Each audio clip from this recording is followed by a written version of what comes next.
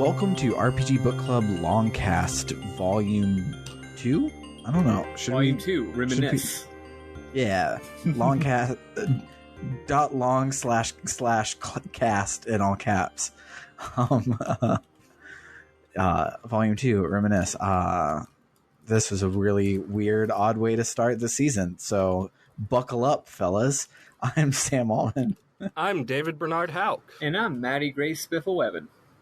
Don't I usually go last? Yeah, that threw me for a loop. But I was excited. Yeah. And today we will be beginning our discussion of .hack GU Volume 2, Reminisce, for our second season of LongCast. And this game's much better than the first one. Yeah, so far at least. I'm not confident that it's going to keep that up. I kind of am not either, because when I was looking up something about the arena, I think I was trying to verify what music track was playing or something.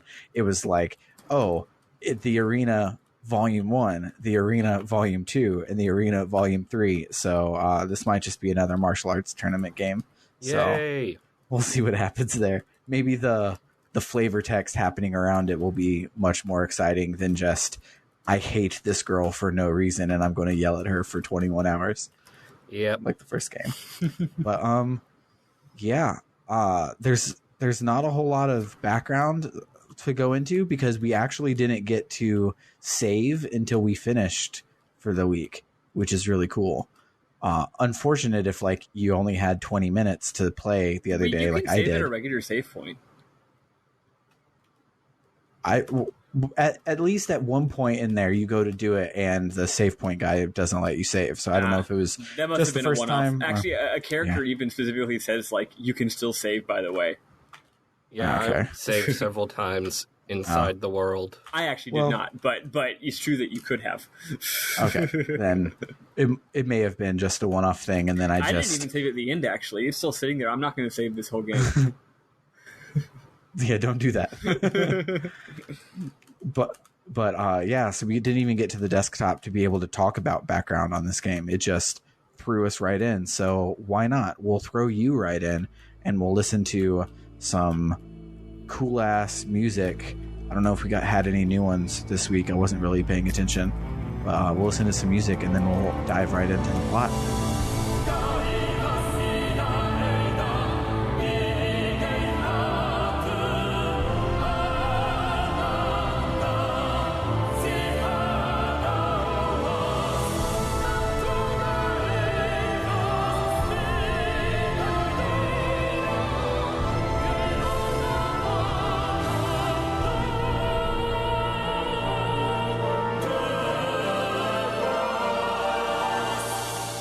Yeah, so Bernard, what happened last time and what happened right away this time? So last time Adelie fucking died, and this time Adelie was fucking fine. Anyway. So the game actually opens with a really cool cutscene. We see that tree that Indrance sat under and had the AIDA bubbles floating with him, and then we see a giant underwater crystal wrapped in chains, and someone's in the crystal, and I think it's Indrance. I'm not quite sure, but I think it's Indrance, and it would make sense if it was, because next thing we see is someone looking down into the water, and it's Saku, and Orbo. I think it's Saku, and I'm not 100% on which one is which. I think Saku is the one we don't like. I believe so. And Saku says some weird, vague shit about this place being all they have and stuff. Yeah. And then a voice gives us a quick recap of Volume 1. And very quick recap, which is possible because not much happened. It hit literally every single plot point, and it was about a minute-long cutscene. Yep. Yeah. Notably, it calls the white empty space where Adelie fucking died, it calls it outer space. Yeah, it's actually funny how in this game, not only the narrator, but various characters seem to just know things that they didn't know last last game. Like, yeah, that thing's called Outer Space now. I'm the narrator. I know this. But there's other instances of that as well. So next we see Atali laying down in an empty black space, and she faintly hears Haseo calling her name. She says she needs to get up and wishes she could be more strong like Haseo. And back in Raven's at-home, Pi and Kun watch as Haseo holds the unconscious Atali and just yells at her. And she wakes up. She says Ovan told her, ... and then she started to hear ... and then ... A flashback to Atali getting owned by AIDA. Kun calls his avatar Magus to save her. We don't really see exactly what happens. But back in the present, Atali starts to speak again, and she realizes her voice sounds weird. And Kun is like, why hasn't Atali said anything in a while? So they can't hear her. Pai's like, is her mic broken? And Kun is like, well, you should just like log out and log back in, see if that fixes it. And Atali's like, okay. And she tries to log out, but she can't. Bum, bum, bum. And then she starts to realize she doesn't know where she is in real life. Her desk isn't there. Her controller and her M2D headset aren't there. She starts freaking the fuck out. She doesn't know what's happening.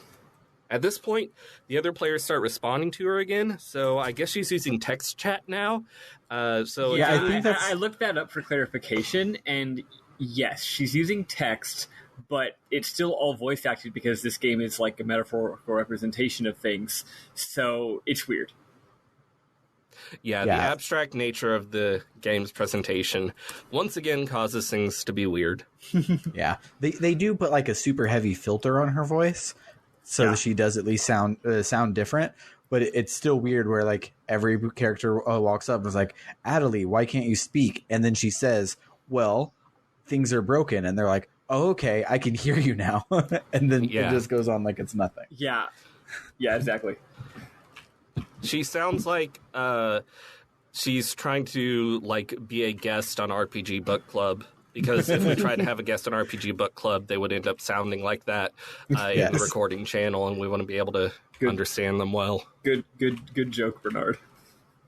Yes. So Pi, Kun, and Haseo all realize they don't know where their real selves are either, and they seem to be seeing the world directly. So they all try and log out, but they can't either. One thing I think is cool about the world of .hackgu is that like in universe it has such good game flow that like it wasn't immediately obvious, hey, I'm not moving my thumbs anymore, I'm just walking around and swinging a big old sword, because as we learned in the forums, it's illegal to have just straight VR these days because of the events of IMOC. So they have to play with the controller or mouse or keyboard, but the game flow is so good that they just like don't notice for multiple hours that, hey, I can't move my fingers anymore, I'm just a part of the game. The scene's neat because all of them just like one by one come to the realization like over the course of like 30 seconds. Like they each are like, wait, hold on, wait, what? It's cool. Yeah, and I think like it's extra believable for this group because a whole bunch of really freaky fucked up shit has been happening, and they're super engaged because stuff that actually matters is happening, not just regular MMO stuff. But so, oh shit, everyone who went to outer space now can't log out. Well, guess what? Yada walks in and says that all players in the world can't log out. And that, of course, AIDA is to blame. So this is happening to everyone in the world. The world, both capital and lowercase. Yes. Haseo asks if they're really in the game and says that's impossible. Yata says some Morpheus shit about their senses and what's real. Atali asks about AIDA, and they fill her in. Yata tells everyone to investigate, except Atali, who should stay here and rest, of course. Haseo is assigned to search Makanu. Everyone else leaves Atali all alone. Her character model starts cracking and light is pouring out, and it's freaky. She remembers that she has to contact Sakaki. She stumbles out of the at-home. So we go around Makanu and talk to players. Everyone's freaking out. And eventually we see some grilling a CC Corp admin who clearly doesn't know what's going on either. So, yeah, it's bad. It's bad. Yata calls us back to Raven's at-home, but before we can head there, we see Atali walking out. She's accosted by some player asking what's going on, but Sakaki and some Moontree goons show up and chase him off. Sakaki says Kestrel is stirring up panic and orders his goons to go maintain order. Atali explains what happened to her. Sakaki says players have lost sight of their true selves. It's as if their minds have been absorbed into the heart of the world itself. Sakaki asks Atali to help him maintain order. Haseo shows up. He says Moontree can't do anything about what's going on. Sakaki says some shit about the lust for power making fools out of people, and then leaves.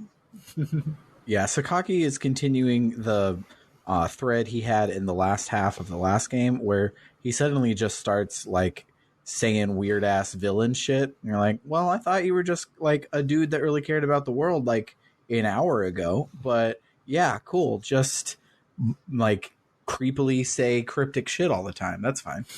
Yeah, he's very sus. Yeah, especially with the Salvador Ihara last video where the kid in his fucking coma woke up and said Sakaki. I don't trust this motherfucker anymore. Yeah. And even if he were on the level, he'd be a narc. Yeah. Atali is angry at Haseo for antagonizing Sakaki, even though Moontree just wants to help people, she says. She runs back into Raven's at-home. So the members of Raven and Atali meet and go over what they know. Players are panicking and some are getting violent. Pai says they're no different from the Lost Ones now. Yata says that since her epitaph has been stolen, Atali's PC data is starting to degenerate. Since people's minds seem to be residing in their player characters now, her consciousness may be lost. Oh, shit. Yeah, that's not good. Yeah, she's gonna you want to keep that. She's gonna experience very literal ego death. Yeah. Yeah, she's in a bad, she ain't doing great. Yeah.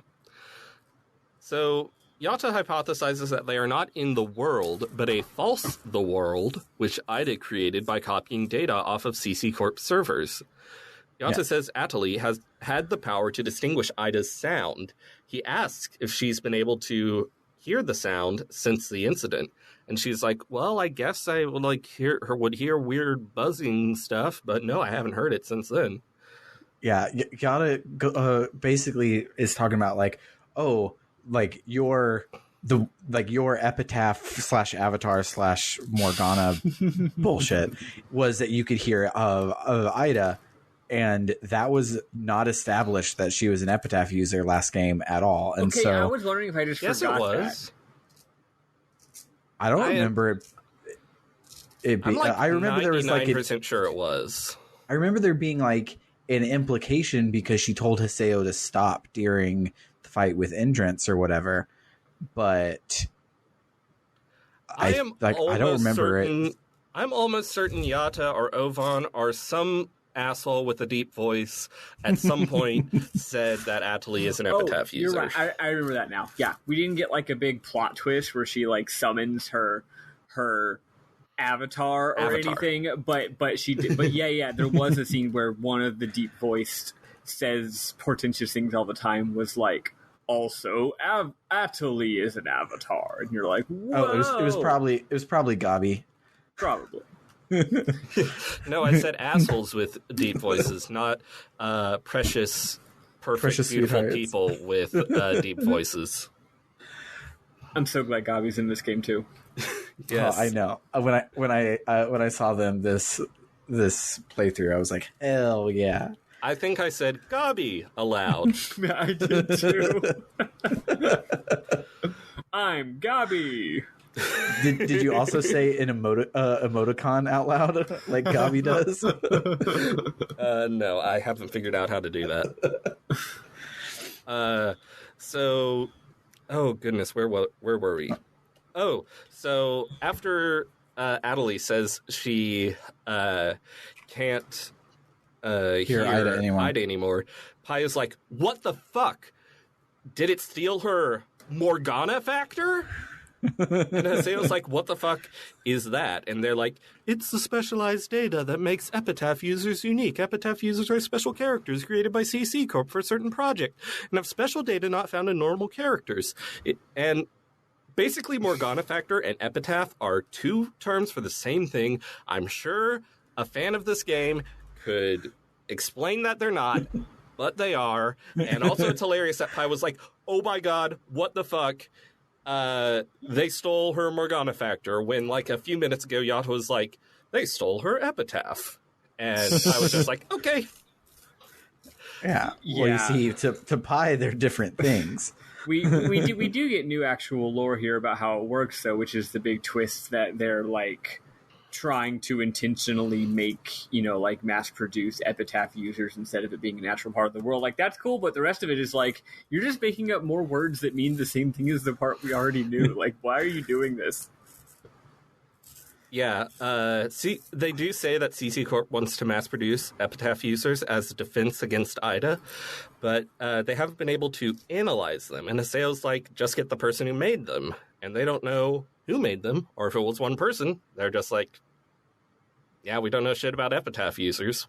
Yeah, it's kind of cool that they're not just GMs, which it kind of felt like they were last time, where it was like, oh yeah, you won the lottery or whatever, so you get to have GM powers and go bug hunting. It's like, no, these random characters, we don't know why, can eradicate bugs with their characters from within the game.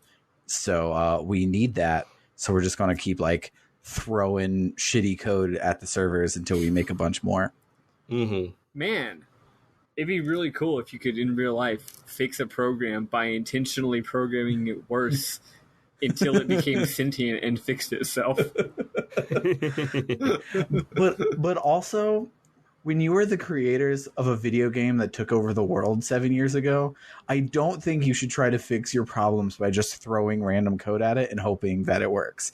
Especially because the government isn't all online now. You should probably just stop making video games and like everyone can just go play something. Like, you know what? Like, I get it. You got to have a hustle. Like a company, if your company goes out of business, all these people out of a job, that's pretty sad, right? But like, maybe CC Corp should just like, I don't know, pivot to. Well, I was going to say pivot to infrastructure, but actually that's a much worse idea. Just make chips.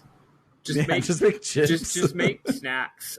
Just make Doritos. Like, if you fuck them up, maybe you get sick. Like, it's oh well. Like, yeah. And they would fuck it up, and people would eat the Doritos, and they would get sick, and yet they would keep eating them because in this world, no matter what happens to you using a product and how terrible the experience is, you do not stop using the product. Yeah, actually, while I was playing, I was like, oh man, I bet it's going to be interesting when people start leaving the world en masse. And then I was like, wait, that's not going to fucking happen. They're never, ever going to do that. Never log off. Always double down. No. They're like, they accidentally made a god in a video game 7 years ago, and that god tried to kill people by locking them in comas forever. So let's just do it again, and let's just keep playing because got to get that sweet loot. Man, well, go on. Imagine living in a world where entertainment is so bad that the world is worth it. I was going to say, man, these characters are so dumb. Like, I would never log on to a web platform for hours and hours a day, even though it just rots my brain and makes me mad and makes my life worse and makes me unhappy constantly. And I'm fully aware of this, and yet I keep coming back for more every single day. I would never do that. Follow me on Twitter at Spiffle. So there is a part here where they all say the name of their epitaph, which is different from the avatar. but the same as the Morgana factor. But they're like, it's like Coon's avatar is Magus, and his avatar is the propagation. And the hilarious thing is that Pie's like, your avatar is Skaith, and your epitaph is the terror of death. And then she's literally like, that's a weird coincidence. It's probably nothing. I wonder if that's a translation issue, where like the terror of death is like a single word that like a dude would, like an edgelord like Haseo would call his online character. Like it's not quite as weird of a coincidence because it's like a maybe a slightly more normal word. Yeah, maybe. I'm thinking maybe all these things are like have something to do with the world's actual lore. So, like, I don't know. They never ask Haseo why he calls himself the Terror of Death. Maybe he's like, because of this thing in the lore, right? In which case it would make sense for there to also be some weird other lore attached to it. But yeah, no, they don't ask. They're not just like, it's like, hey, and then again, I guess we don't know even if he came up with that name. I guess he's just, people just started calling him that when he started they started K-ing PKers. I don't know. Yeah, so it is definitely two words in Japanese. It is shi no kyofu, which is the fear of death. Maybe that's like a more common phrase, or maybe it's stupid in Japanese too. It's probably stupid in Japanese too. Which I'm not saying the game is bad because of this. Maybe there's deeper reasoning behind it, but I do love it and find it hilarious, especially because Pi is literally like, it's a weird coincidence. Okay, so I Googled the Japanese kanji for shi no kyofu, and a Forbes Japan article pops up, and it has like people just like chilling on bikes and stuff. So it's probably a lot more common of a phrase for it to just be in Forbes. Gotcha. Yeah. Okay, yeah. So it's like Haseo and this important lore thing both happen to be named like let me think of apprehension or some some shit like that, or something more dramatic like Memento Mori. Yeah, or Ragnarok or something like that. I know that doesn't mean the same thing. I just mean it's like a similarly like it sounds cool but isn't that rare kind of word. Yeah. So anyway, even with Coon's propagation ability, they can't restore Atali's Morgana, and actually I think they pronounce it Morgana factor. But yeah, there's two N's in it, which is yuck. Morgana factor. I can't say that because I just think of Morgana from Persona 5. I was about to say the Morgana factor is if your character has that data, it's a special bit of code, and if your character has this data, then basically it's just telling you that you need to go to bed all the time when it gets to be late, and it makes you go to bed. It's like a Nintendo game. It pops up, hey, it's 9 o'clock, you should go to bed and stop playing this fucking video game. Yeah. I honestly, part of me missed Morgana constantly telling me to go to bed when I played Persona 5 Royal, because he doesn't do that. I like Morgana constantly telling me to go to bed, and I didn't think it was that annoying. It's like a very minor part of the game. I thought it was cute. Just hilarious. I thought it was cute, yeah. Yeah.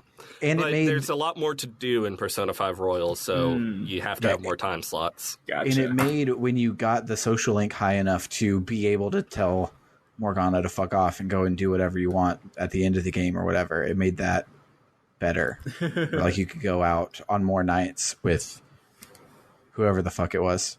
I think it's Sojiro's late one. I don't know. It's been a long time since I beat that game. Maybe I should play Royal. It's like Royal's it's like so good. It's like in what's it called?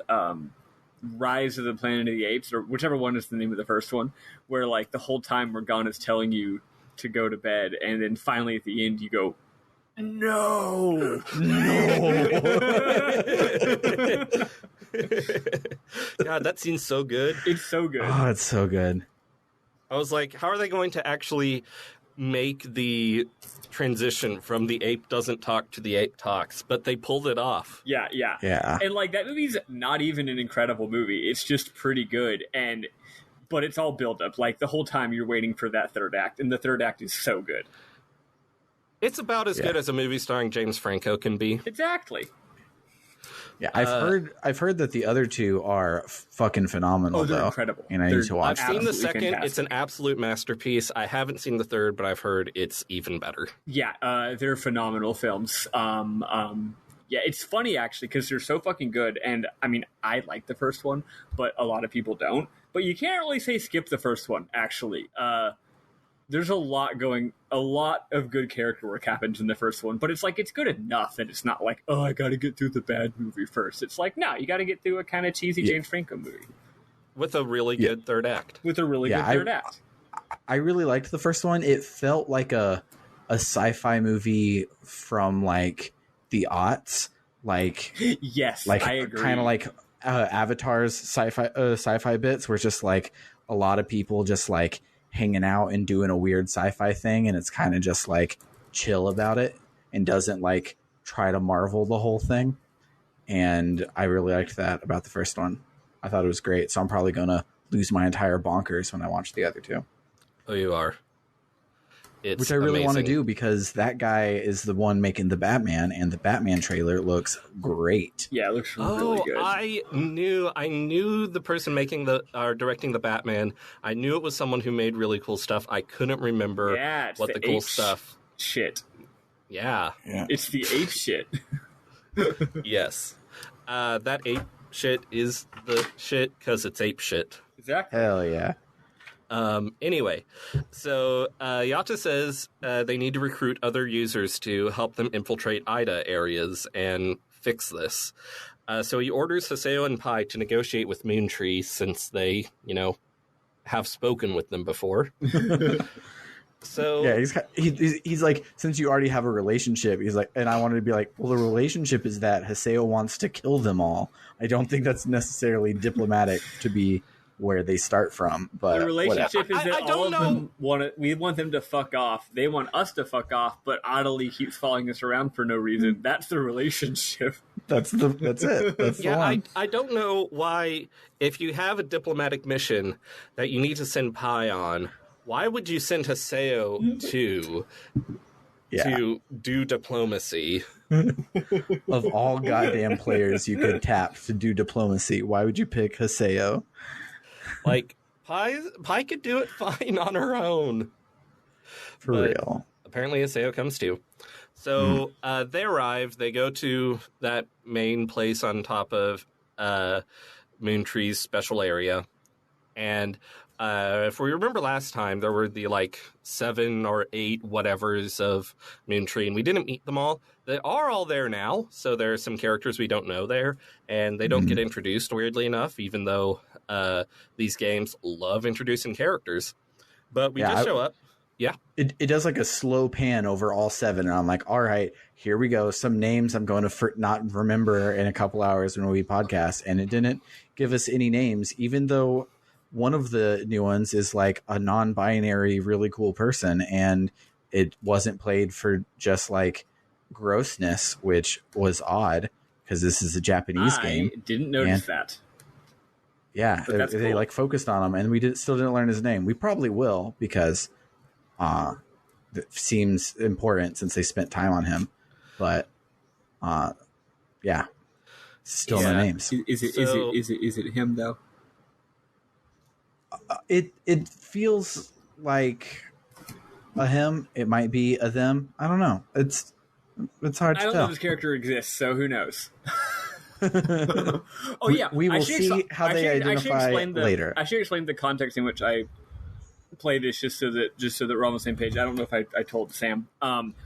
I wanted to play this game, but I had lent my PS4 to someone, not realizing, oh wait, I'm going to need this for .hack in the near future. So I got it back, but she had deleted .hack to make room for other games, which I told her she could do that. I just should have specified don't delete .hack.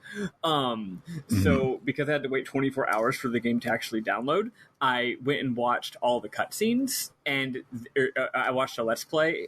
I watched a long play, skipping through the gameplay parts to watch the cutscenes, and then after that was over, the game was done downloading. So then I played the game, mashing the button through all the cutscenes, and just did the game parts. So I still got it all, but who knows? Maybe that. So you actually played the game for like 20 minutes. Yes, Yeah. it took shockingly little time. It's like one dungeon and a bit of running around, right? But anyway, the point is, since it could be that part I like actually didn't see when I was watching the cutscenes, and then I didn't see it in gameplay either because I skipped it. So maybe I just didn't. Maybe I'm not just being a forgetful dumbass. Maybe I literally didn't see that part. I don't know what Sam's talking about either. Oh, okay. It is the like last like button of the scene is of male avatar and female armor that is like chewing out Haseo, and he has a big old gay lisp on. And that one? You said it wasn't played for laughs, so I assumed you weren't talking about that one. Well, it's not like played for him being non-binary or whatever. Isn't played for laughs. He had a funny. Very over-the-top gay accent and performance and was talking about getting Sakaki's attention. I don't know. Okay, yeah, I definitely entirely missed this. I don't remember the bit about Sakaki's attention. I just remember the part about him hating Haseo and he like yells at him and stuff. Well, and everyone hates Haseo except Adelie. Yeah. So a questionably good non-binary character. We will see how shitty he probably is as we go forward. Exactly. But so Haseo, no names. That's the point. Yes. Haseo and Pai arrive, and we see all these characters, and Zelkova, who is the guild master, is like, hey, guys. And Sakaki's like, hey, members of GU, you'll have to beg if you want our help escaping the AIDA server. And we're like, wait, what? Pai completely loses her bonkers, and Haseo was just like, some secret. I like how like at 2 or 3 different points this week, characters are like, yeah, we know about GU, and you're like, what? And it's very upsetting, but I'm like, why does this matter? Why does it matter? It doesn't. They never established why it would be bad if other people knew about GU, so they're like, we know about GU, and I'm like, okay. Cool. Glad we're all on the same page. Yeah. Though having been a GM before, the mere existence of GM Island, which is only there to cover up a bug that happens at login, is you're visible in every phase when you log in. Spoilers. So we log into GM Island so that people don't just see GMs popping up everywhere. That the reason that because that exists. People try day in and day out to get to GM Island. So probably is like, don't tell people about GU just because they'll be fucking annoying and try and mess with us while we're trying to do shit. That makes sense. Yeah, you don't want people to know. It's just like, actually in the DSA right now, there's a bit of a debate about, what's it called? Like accountability stuff and like harassment. Whatever you would call that, you know, like if there's some harassment happening, who do you? Having officers, right, who are in charge of handling like grievances. There's the word, grievance officers. There's a big debate where it's like, oh, this is so opaque and like it's corrupt, and that's why like there's a big problem with this. I think this is mostly overblown and not one of those like I don't believe people, just like. I think people can make things really political. But anyway, people are like, no, we need to have like publicly elected grievance officers, because if they're not publicly elected, then like, how do we know that the grievance officers aren't like sheltering rapists, right? But it's like, no, you can't, people can't know who the grievance officers are. That's actually way worse than having them be not elected. Like, you can't have a good process of grievances if people know who's in charge of the grievances, because then you walk around and you're like, that's the guy in charge of someone getting in trouble if someone rapes somebody or not. Anyway, same thing. Yeah, basically. Yeah, like it'd be like super weird if they weren't anonymous, right? Anyway. Yeah. Kind of like how the guy who used to make my life kind of awful at my job. Person's not there anymore, but was like best buds with the HR lady. Exactly. Yep. Exactly. Anyway, that was great. So yeah, now that I thought about it for a second, it actually makes total sense that even if there's no like literal plot lore reason why it would be bad if they knew that they were GU, it's still like no, you don't want to know which people are working for the game's devs. That's weird. And also, knowing about GU goes along with knowing about AIDA. And of course, they don't want people to know about AIDA because maybe then they'd stop playing the world, which no, they wouldn't. But no, because they started playing the world revision 2 after the world 1 had a vengeful god inside of it. Yeah. So anyway, Sakaki being like, hey, I know everything about you, lol, doesn't really go anywhere. And Zelkova just says that they'll help. And Sakaki says they won't make GU public. And Pi asks them to help find the seams in the AIDA server. Everyone, including the new characters we don't know, heads off to do so. Yata instructs Isao and Pi to meet up with Kun and investigate AIDA signals from Delta Galloping Subtle Desert. When they get there, they're greeted by a party of Kestrel PKers who say they're PKing everyone they can find until they PK the person who's behind this situation. So we kill them. We kill a lot of them. Yeah, the area is crawling with jerks. Yeah. And Pi is like... And they become just like normal mobs for the area. When like last game, it was this whole big thing. It was like, oh, when you're in player versus player combat, it has special rules and this, that, and the other. But no, these were just the mobs of this dungeon, and you just fought them like they were mobs. And kind of smart, like mechanical shift there. It's like, it's like if you're playing another JRPG where like it's like in Final Fantasy X, where for almost the whole game you're fighting monsters, and then all of a sudden you're invading the wedding at Luca and you're just like murdering dudes and it's like really weird and jarring. That's kind of how this was, though not as much because it's fake. Yeah. Or is it all too real? Bum bum bum.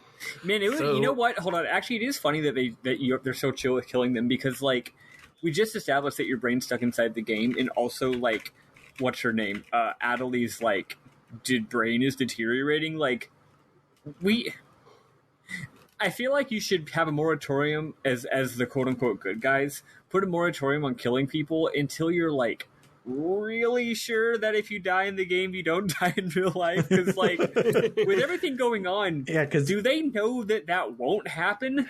Like because like it hasn't ever like explicitly said what happens when you get PK'd. Like, do you just wake up back at home, or does it like kick you to a game over screen? And in a game where you can't log out, is the game over screen just like screaming into the void, I have no mouth and yet I must scream? Yeah, so like you think they'd be like, you know what, let's hold off on this one for now, let's yeah. In their defense, the initial party of PKers attacked them. However, I was doing sneak attacks on the random mobs. After that point, you can avoid every single battle. I know because I did. Their aggro is very low, which is nice. Yeah. Which is an interesting time to mention. Did y'all notice that they made the motorcycle way easier to drive? Yes, I was wondering if that was just me. I was wondering if I was just good at it, because I did start like letting go of the accelerator and stuff because I knew it was so hard to drive last time. But I feel it was also just way easier to drive. The thing is, last time I did use it for like the entire game last time because I'm kind of stubborn, but also it's kind of fun. But like I developed all these techniques of how to do it. Like, have you noticed that if say you want to turn right, instead of putting the joystick at 90 degrees, like directly east, if you put it at like southeast, you'll do like a much harder turn. So I was like making use of all those strats, and I actually did get pretty good at it. But this game around, I was just like, oh no, I'm just zipping around now, So anyway, I was using the motorcycle a lot more in dungeons. And something else I found out, this could have been true in the previous game, maybe I just didn't notice it. You don't have to get out of your motorcycle to open chests. If you just crash into a chest, it opens. Yeah, I did that on accident. That's cool. Yeah, I was hitting the slow down button before I got... Because the thing is, most of the time in this game, you do just smash into anything whenever you got to your look on purpose. Like if you're riding your motorcycle to the Chaos Gate room, you just fucking smash into it and then you get off, right? So I did that to the chest. It's the easiest way to stop. Yeah, I did that to the chest and it just opened and I was like, oh shit, I'm riding my bike everywhere now. Yeah. I still wish it didn't count caves as indoors because the cave dungeons are real big, and I would love to just zip around. We were in a cave this week. I really wanted to ride my bike. I wanted to hop on my bike and go. And that's like the only real dungeon in this game. Really, it's the only lengthy one in this episode. Yeah. And like, and also getting on and off your bike should be faster for sure. Because sometimes you're like weighing. You should have a dismount button instead of having to come to a complete stop. You should just be able to dismount. Yeah, because if you only want to go a shorter distance, you're doing the math of like, okay, is it actually faster for me to get on my bike, drive, and then get off, or just fucking run there? Yeah. Especially because Haseo books it. He is the third fastest main character in a game we've played so far. First fastest being Usagi, second fastest being Kaim, and third being Haseo. Yes, indeed. Kaim does book it, doesn't he? He fucking books it. He really fucking does. So Pi idly wonders if there's a connection between the PKers being there and the AIDA signals, and there probably is. Otherwise, she wouldn't have wondered that. Yep. That's true. So we find some AIDA bubbles in the area, and we take them out with Scathe. After, Nala from Moontree, who is like the old-ass dude we saw at Moontree, contacts Haseo to say she's investigating... Oh, Nala's a woman. I thought it was an old-ass dude. It's an old-ass lady. To say... What? I said, I thought it was an old-ass dude, too. I don't know. Anyway... The old-ass person says they're investigating this area, too, and asks Haseo to come to the Beast Temple. Wait, now I say Nala, the old guy from Moontree. Maybe you were just being confused, Bernard. Or maybe I typoed at some point. I don't know. Anyway, Nala is old. That's all you need to know. Yeah. So... The three gingers, Nala man, woman, and old. Yes.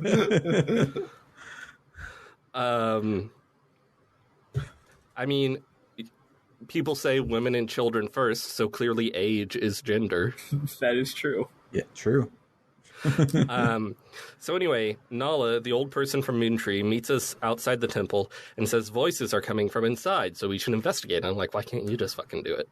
They also do like a weird snickery evil laugh where they're just like, I just heard evil voices inside. Tee-hee. And I'm just like, okay. Cool. Are you tricking us? Am I unpunked right now? But maybe he was just there. talking like a Dark Souls character, you know? Yeah. But we go in there, and we're very happy because we see Gabi, and we're also pissed off because we see Ovan. Fucking Ovan. So Haseo's like, what the fuck? And Ovan's like, I was just talking to an old friend. And Gabi's like, we once pledged eternal brotherhood to each other. And Haseo's, I'm Gabi. I'm Gabi. And Haseo's like, no, really, what the fuck are you doing here? Ovan says he's searching for a way out of the AIDA server, just like they're doing, as members of GU. So everyone fucking knows about GU. So Haseo asks how Ovan knew about GU. Nala walks in and says they're all working towards the same goal and shouldn't fight, and it doesn't matter. So we just dropped that, I guess. The entire previous game, everyone was just pretending that they didn't already know about GU, the same way that you, like, pretend you didn't actually already find out about your surprise birthday party and then act surprised. That way your friends don't get sad. Yeah. And then later you're like, I really thought that my surprise party was going to be tomorrow, and then like, I knew about it the whole time. And that's what Ovan's doing right now, is telling us he knew about the surprise party. Exactly. So what are we going to do with all of this cake and juice? Yeah. So Ovan says Yata is wasting our time with the investigation because he already knows how we could escape. Ovan says there should be an operation folder somewhere, which is a master file that manages the server. With it, one could transfer character data to a regular server, and Yata fucking knows this. And Pi is like, we didn't have proof or know the dangers, which is why Yata didn't tell us about the folder. And Ovan's like, he didn't tell you because he had no desire to escape. this server is Yata's ideal laboratory to observe AIDA. And Haseo's really pissed off, like even more than usual. And Kun tells him to calm down and says they should go and confirm all this with Yata. So Ovan and Gabi leave, and then we leave too. We head back to Raven's at home, and Haseo's like, why the fuck didn't you tell us about the operation folder? And Yata says he didn't have proof and didn't want to confuse them with an unsubstantiated theory. Which sounds like bullshit, but I don't know. Like, I've led teams before, and sometimes you just don't want to tell people stuff that's not 100% definitely relevant. Otherwise, it'll become a whole thing. Mm-hmm. Mm-hmm. Although it is true that Haseo also doesn't buy this for a second. Oh, yeah. I really like Haseo here, where he's doing that thing where, like, there's a lot of bullshit going on, but you also don't really, it's like, what else are you going to do? So you just kind of go with it, and you're just like, whatever. It's kind of like the entirety of Death Stranding is basically that. The whole time, like, what's his ass, like Die Hard Man or whatever is like, Sam, you got to rebuild America. We're definitely Bridges is definitely evil and up to something, and Sam's like, fucking sure.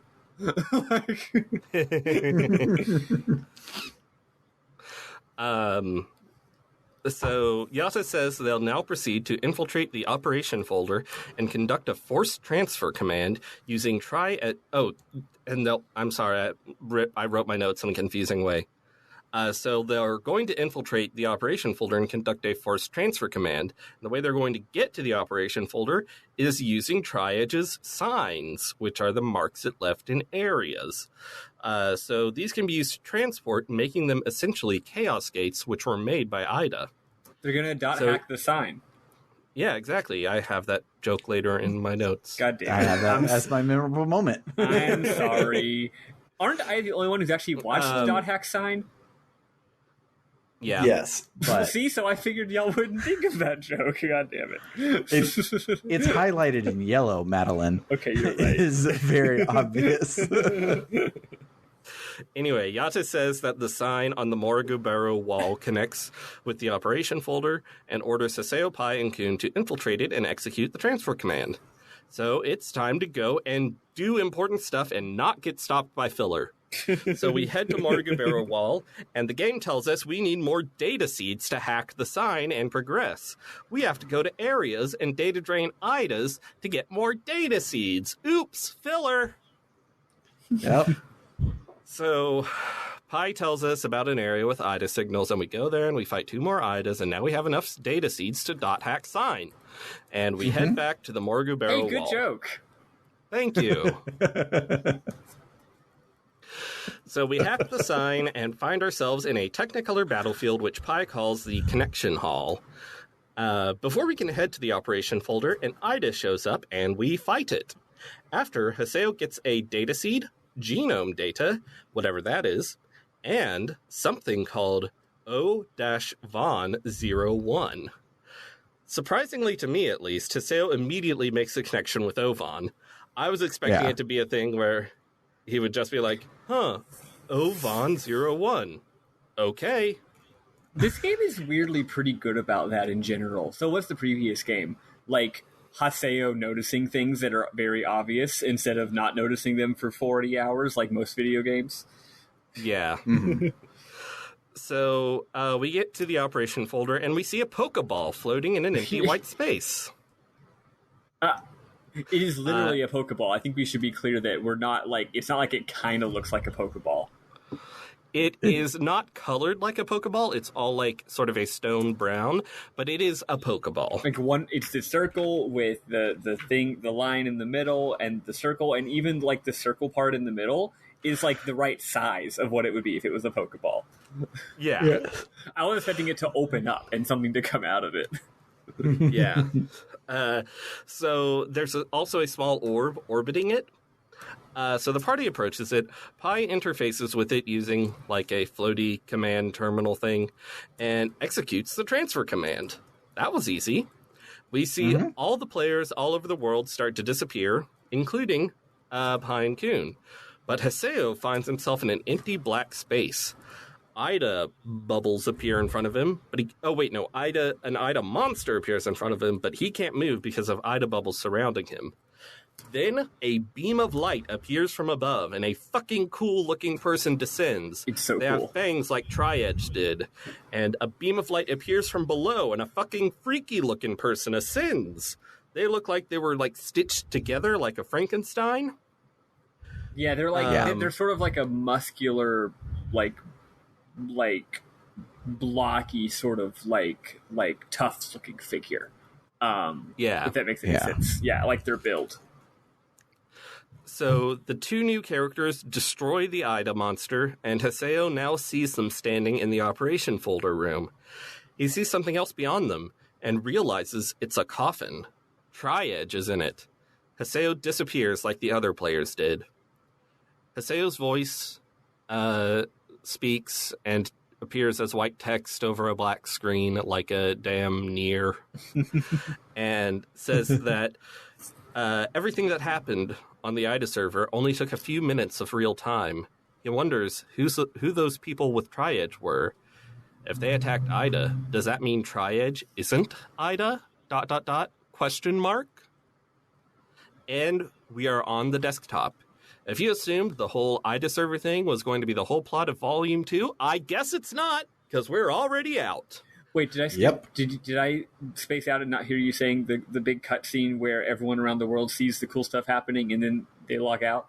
Yes, you spaced out because he definitely said that. I'm sorry. So yeah, we are at the desktop, so we save. Yeah, and technically Sam said to save right here, although I did go and do some forums looking and shit like that, but I didn't go back into the world. Yeah. When you get to the desktop, it's like, hey, you have 8 billion unread messages because it's a new game, motherfucker. So I did not read them. Next week.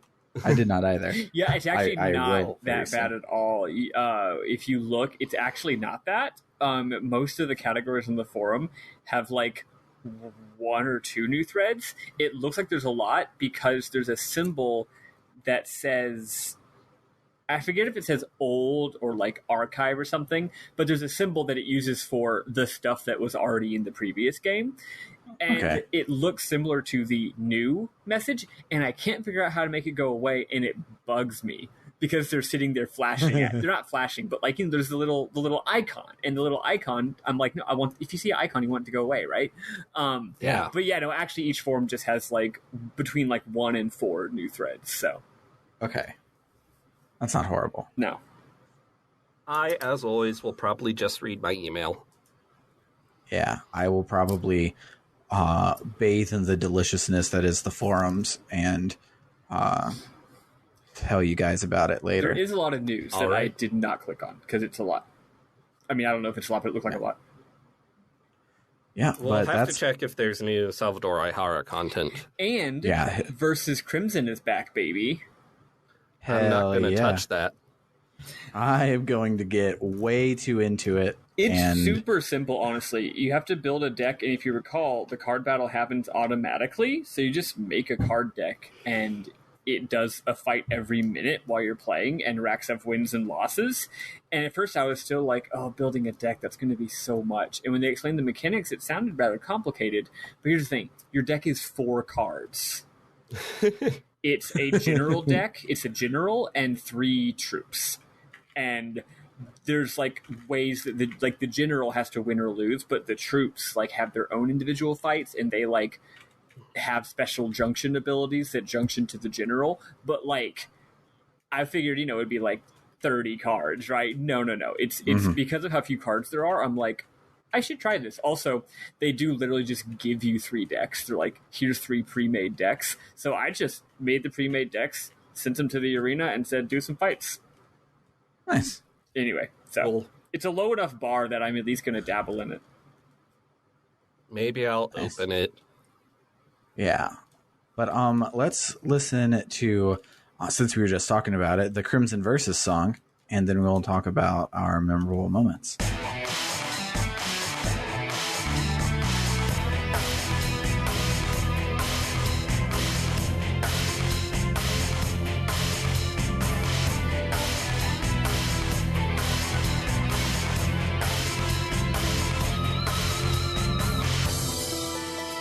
All right, so I loved the dot hack sign pun. That, like, it's so dumb, but it made me really happy when they did that. But other than that, I had thoughts and feelings about the opener of the game. But did anybody else have like specific memorable moments before we talk about that opener? Not really. My feelings were just that I thought very, very, very strong visuals throughout this episode. Really loved. I mean, we were talking about how we really liked the final cutscene of the previous game. This game really just keeps that going. Every cutscene, even the ones where it's just people talking, like, now that we've sort of gone through the looking glass, like we're spending a lot more percentage of the game in like weird spaces, and they're all really cool and interesting.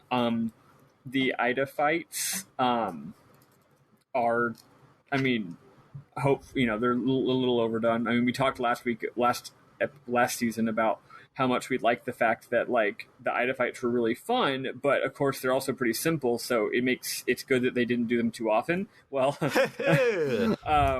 that's funny. 3 of them in 45 minutes a game this week. I think it was more than 3, but there was at least 4 off the top of my head. There was 4 because we had one at the beginning when we fought the PKs, 2 in the cave, and then the final one. Okay. And the final one was a little harder. That's the other thing. Until the final one, they were all exactly identical. But the final one, not only was it harder, it had more elaborate movesets, but also it did look cooler, and I really liked how it looked. So also it actually issued the first 3 were all literally the same thing. They were all called Anna. And actually, Sam, you were slightly wrong. Not that it matters, but you said to stop after the second Anna fight. That last fight actually isn't fighting Anna. It's fighting like the something gatekeeper or something like that. But I mean, it looks similar. But like the name of it wasn't Anna. But anyway, I was just going by context clues from the guide, because the guide was like, "Oh, this is like a level up of the Anna fight," and I was like, "Oh, we probably fight one before it gets all corrupted or something. And we fight it again." It's fine. It was still perfectly clear, but so they were all Anna, and then that one wasn't. So anyway, I am looking forward to, like, it kind of reminds me of like Metroid 2, how the whole game you're just killing lots of Metroids, and as you go through the game, they change and they get stronger and stronger and more interesting. So even though the fights get a little dull, they don't take that long, and they look cool, and I'm hoping that they get more interesting, and I'm interested to see what happens with them. So there's that. If it keeps the random mob versions about as long as these are, that's fine, because this one only had, I think, one phase where it was invulnerable to your shots. So otherwise you could be right up on its grill, unloading clips in it, and get done with it in like a minute or 2 tops. It was the ones towards the end of last game where it's like, oh, they're invulnerable for 3 of their 4 attacks. So 75% of the time you're just kind of like significantly dodging more health, right? But zip zapping around, it feels good. Let's see if I have any more moments. They did make a couple of mechanical changes to this game that are all real nice. If you actually look at the email, the email, it's actually cool. It's the email from CC Corp being like, we've patched the world, which is a really cute way of the game of CC Corp 2 telling us that this game has slightly different mechanics. They just changed a little bit about stuff like how combos work and stuff, and it's all better. It's all good stuff. I was experimenting with it in combat, and this is better. I like this. Yeah. The Demon Awakening is way more fun and way cooler. And instead of being you fill up your morale all the way and then you get 5 seconds to mash attacks that they can't block, you can do it at any time, and it just uses whatever morale you have to then spam attacks. Oh, that's neat. I didn't use it because that's a lot more strategic. That's cool. All the battles this week were so easy that I just didn't even want to waste the time going into demon mode, so I didn't try it. But if you're saying, that sounds interesting. Yeah, it's a lot more interesting of a strategic ask, is do you want to get a couple quick shots right here when you only have a little bit of morale, or do you want to build it up all the way and just unleash hell, etc., which is cool. That's about all I have to say, other than just the final thing, which is just I really love when sequels are like, no, we are picking up the literal instant that the previous one ended. I always find that to be that's not normally what you expect from a sequel, right? And it's like, no, this is chapter 2. It's been technically, this game technically skips ahead like 5 or 10 minutes, but then it has flashbacks. So like, really not if you look at it like linearly without the flashbacks being flashbacks, it's like, no, like, there's no gap at all. You see everything that happens from the second that Atali gets owned to all the stuff that happens after that, which is cool. Yeah. I really liked how fast-paced this was compared to the previous volume. I was sort of impressed at one point when you're going around talking to everyone. One of the places you go to talk to people is you go to Kennard's at home and you talk to Gaspard. And there's not a 5-minute long voiced cutscene. You just talk to Gaspard, and in the normal dialogue interface, he's like, "I'm scared." Yeah, and then you go. It wasn't even we're shifting to a dialogue scene in game. It wasn't even that. It was just you talk to him like any other NPC. I found that jarring as well. I was like, wait, but it's Gaspard. Aren't we going to have like a touching reunion? Nope. No. Well, I mean, we don't need a touching reunion because in game we saw him like that's true earlier today. Good point. Yeah, good point. Although to be fair, I do think that Gaspard, from Gaspard's point of view, it's kind of like my dog. You know, like if I leave for 30 minutes and I come back, he's like, we need to spend some quality time together because I miss you. Yes. Comparing a beast person character to a dog is probably really offensive. It probably is. Speaking of Kennard's at home, did you find the mechanical change that we have your equipment that was in there? No, I haven't touched that shit.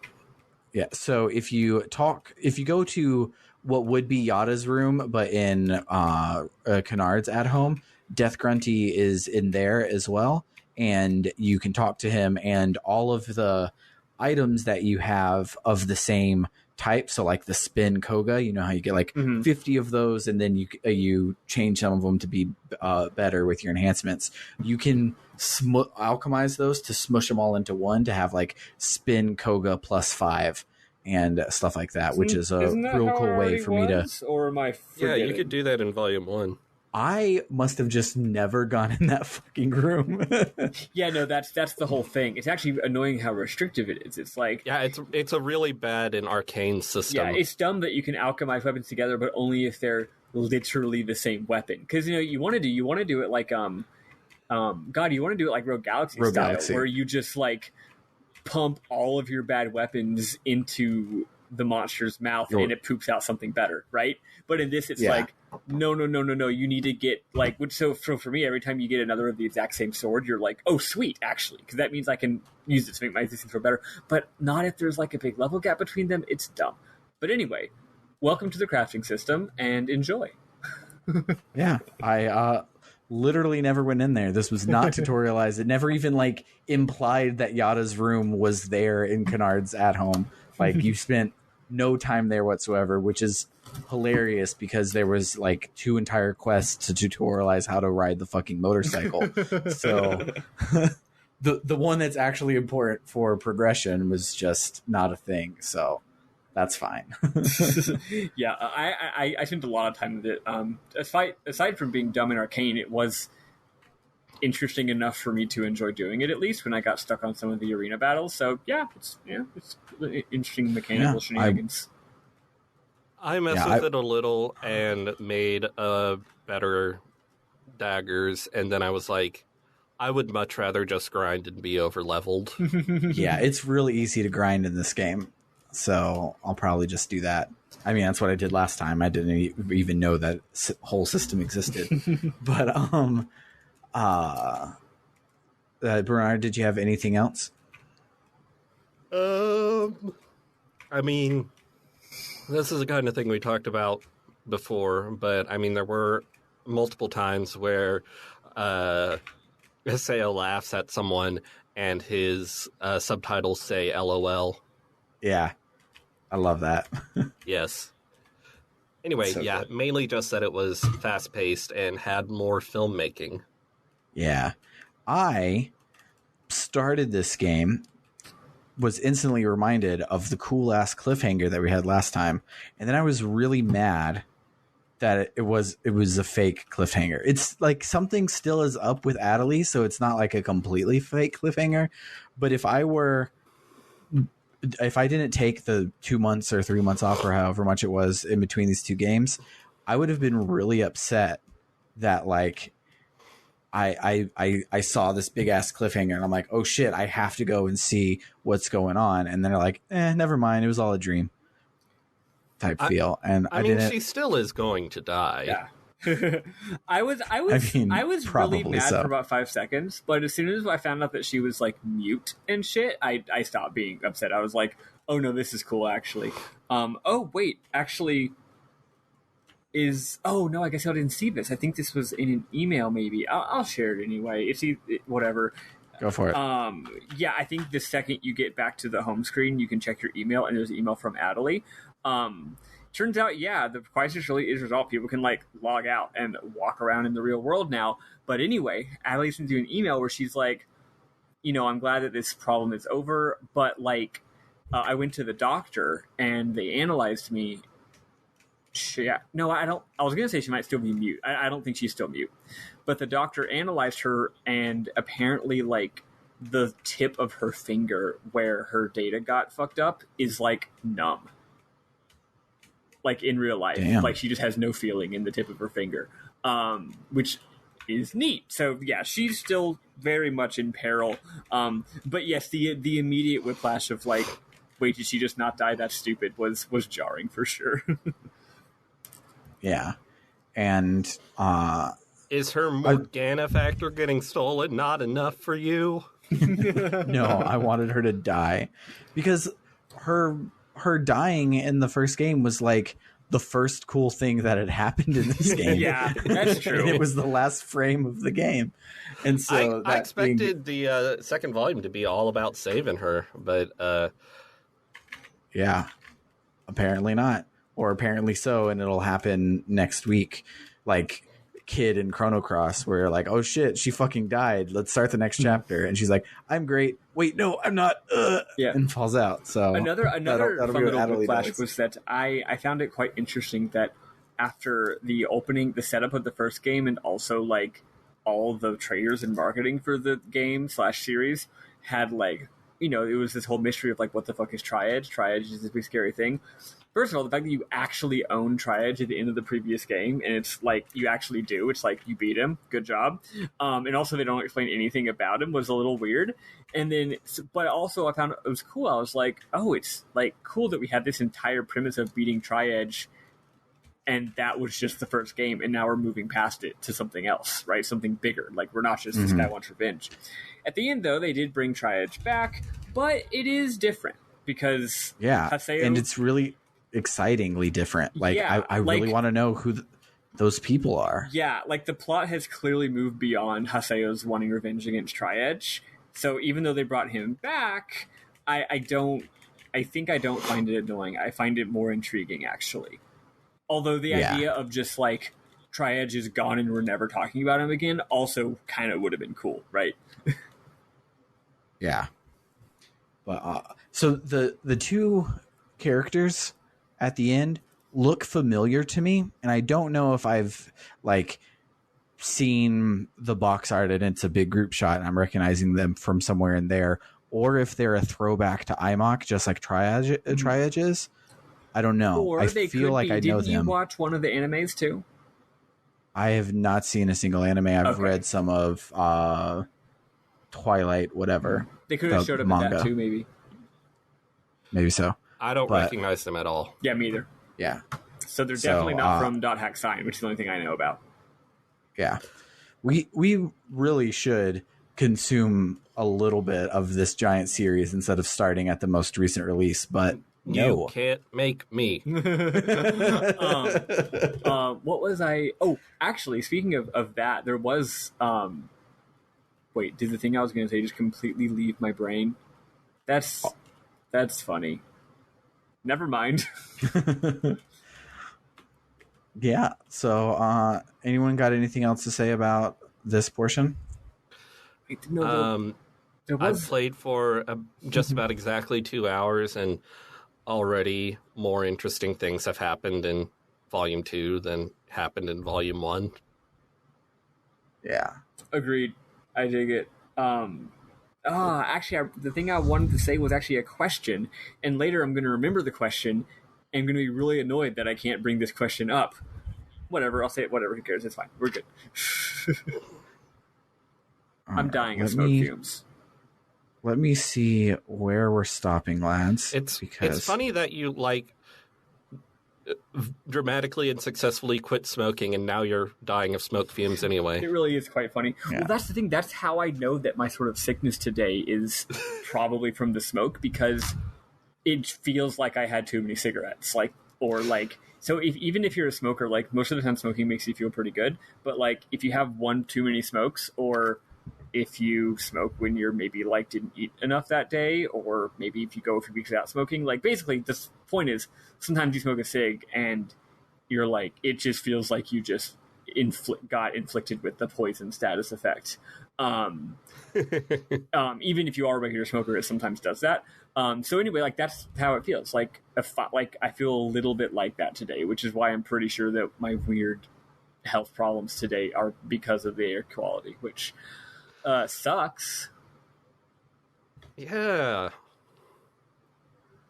It's just not a good time to be on a coast. It's really not. Coasts in general, man, like, they're good sometimes, but other times it's like, well, then again, the middle part of the country ain't doing too hot either. Wasn't there some kind of weird, crazy storm anomaly a bit ago, Sam?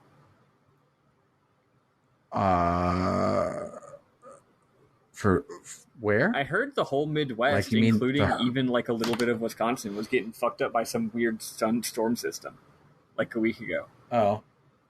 It rained a lot, but I didn't leave my house, so I don't fucking know shit. Maybe you got like the north tip of it, so it didn't it wasn't bad. But I think more south, it was like, I don't know. A lot of people were freaking out about it. Here in Central Texas, we did get a good bit of rain recently, and we're all like, oh yes, the heat finally broke, which means it's like mid-90s. Yeah. But it's not like 105. Yep. And hey, you got two hurricanes coming your way, so there's that. Okay, so it looks like where we will stop will be after completing the tournament round 1. There will be a couple of scenes, and spoilers, there's a tournament. But after the tournament round 1, we'll see a couple of scenes. We will receive an astrid specimen, an armadillo shell, and an armadillo crest, and then be asked to log out. I love armadillos. So, armadillos are so cute. Yeah, I was trying to think of like a way to do it besides just the end of the tournament, but I'm gonna remember when it pops up on my screen that I got some armadillo shit. Yeah, exactly. So when you get some armadillo Real shit, Texas hours. log out and save. Actually, this isn't what I was going to say earlier, but I do have a prediction, which I thought of while this cutscene was happening. I bet that the motivation here, which is a bit stronger than last time at least, is that those two mysterious figures that showed up are going to be in the tournament. And Haseo is going to want to find out what's going on with them, which, you know what? I'll buy it. Honestly, that would be a great premise for a second game if the first game didn't also have a tournament in it. Yeah. Do y'all want to know a fun armadillo fact? Yes, please. Hell yeah. So the 9-banded armadillo, almost always, they give birth to identical quadruplets. Their litters are always 4 identical quadruplets. I knew that because you shared it with me before, but it's a fascinating fact. That is really cool. I'm pretty sure researchers use armadillos to study twinning. That makes sense. Because human twins are rare enough that it can be hard to study it. Yeah, I try to study something that just happens fucking not that often and randomly, and who fucking knows?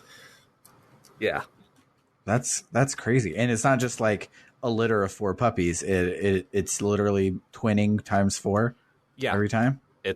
They're identical quadruplets. That's real cool. That's really fucking wild. Man. It's weird. Man, animals are cool. Isn't it weird how there's so many crazy weird animals out there? I love animals. They're cool. I don't want to touch them most of the time, but I like to admire them from afar.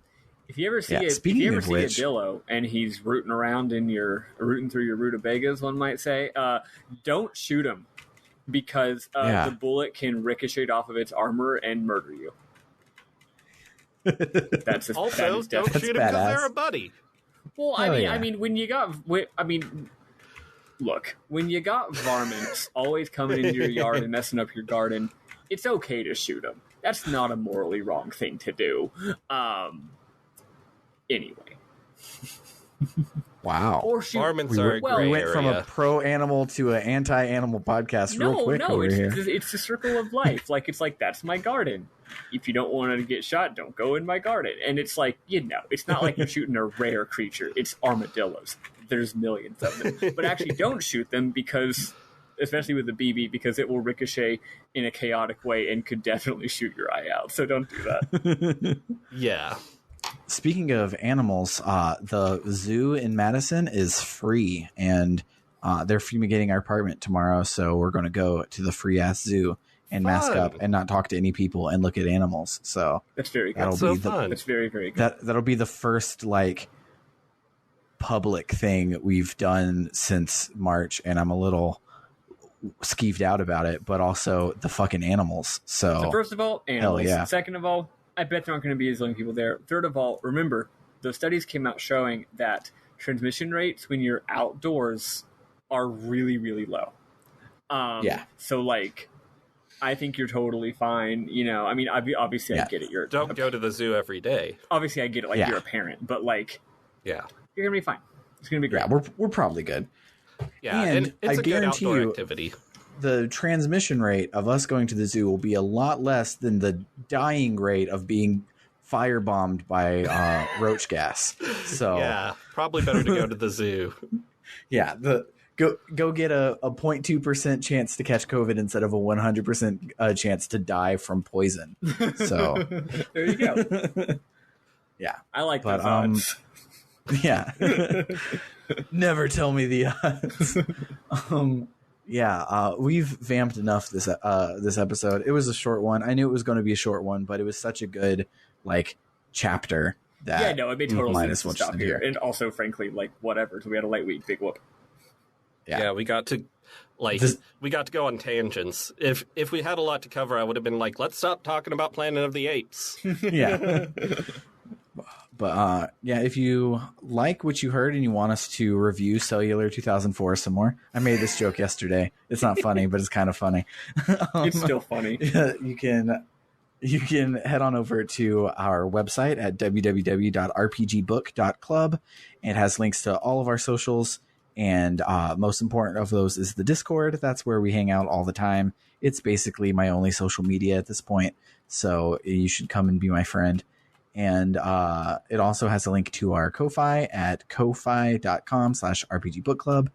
And that's where you can support us monetarily and offset our podcast hosting costs, our Zencaster costs that'll be starting up again soon, and other stuff like that. So you can check us out over there. This series you're listening to right now is actually a reward for our Ko-Fi backers for hitting milestones, is when we do the next series in our short/longcast series. We are fiendishly close to finishing Dot Hack Volume 3, which we will include Volume 4 as a bonus when that happens. And then after that, our next shortcast is going to be for The Last of Us, Volume 1. Yeah, everything we have planned for short or long cast is either some kind of goddamn amazing masterpiece that doesn't fall under our normal RPG Book Club criteria, or it's something that is very, very interesting, if not good. I think that you should, if you knew what was on the list for shorts and LongCast, you'd be excited about all of them. So, yeah, you should definitely hang out with us there and send us money and all of that.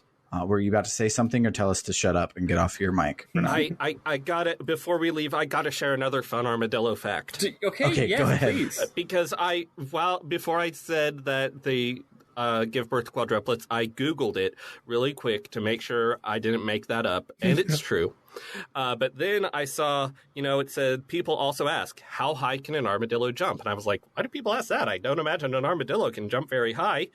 Apparently, the 9-banded armadillo, are you picturing one in your head? Yeah, I'm seeing it. Little buddy? Little buddy. 3 to 4 feet. Jesus Christ. Dude's got straight up into the air.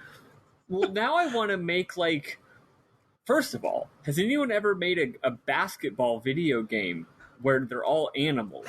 My first thought was it's all armadillos, and they get armadillo abilities. You can curl up, you can ricochet, you can have quadruplets on the field.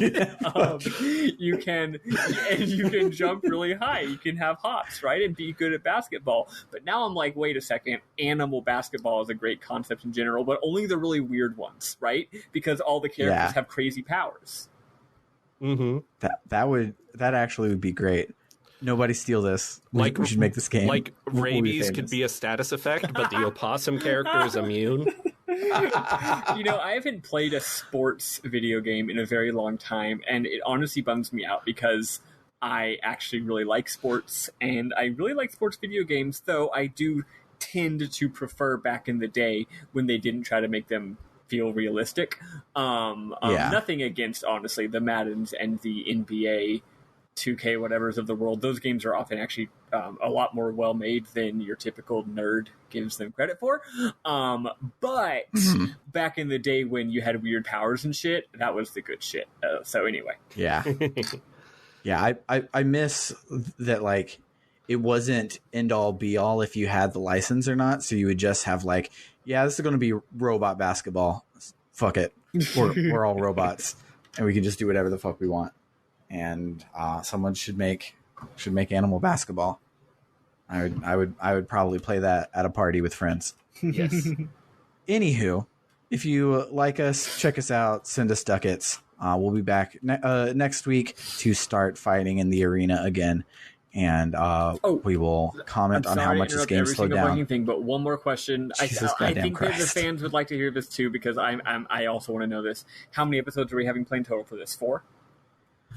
I believe so. I am checking it out.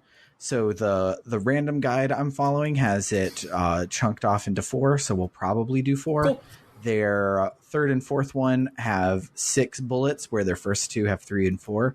So maybe we'll do 5, maybe we'll do 6. We'll see how it feels in 2 weeks. Okay. So on our third episode, see if that one's too long. If it's not too long, then we'll do 4. If it's too long, we'll do 5 or 6. Gotcha. Okay, thank you. That's important information for me to know. So cool. So join us next week. We will interrupt each other a lot then as well. And for RPG Book Club Longcast, I have been Sam Allman. I'm supposed to go second. I'm Maddie Grace Weapon. Oh, sorry, I messed it up when I went second earlier. I'm David Bernard Hauk. And we will see you in the world, guys. I'm Gabi.